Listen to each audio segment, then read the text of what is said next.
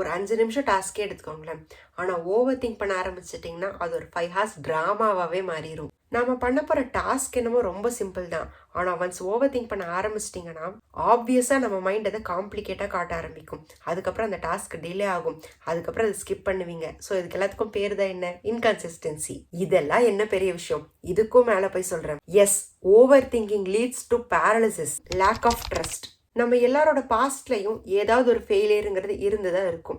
So அதுலேருந்து உருவாகிற damage எல்லாமே நமக்குள்ளே இருக்கிற கான்ஃபிடென்ஸை பிரேக் பண்ணதான் செய்யும். அஃப்கோர்ஸ் ஹியூமன் பிரெயினுங்கிறது அன்ஃபினிஷ்டாகாத திங்ஸையும் டாஸ்கையும் ரிமைண்ட் பண்ணிக்கிட்டே தான் இருக்கும். ஸோ இந்த மாதிரியான விஷயம்லாம் நமக்கு ரிமைண்டராக வந்துக்கிட்டே இருக்கும்போது நம்ம பிரெயின் ஆட்டோமேட்டிக்காக சொல்கிறது, லாஸ்ட் டைமே நீ பண்ணலை, இந்த தடவை மட்டும் பண்ண முடியுமா, இதுவும் உன்னால் பண்ண முடியாதுன்னு. அண்ட் செல்ஃப் ட்ரஸ்ட்டுங்கிறது it will build like a muscle.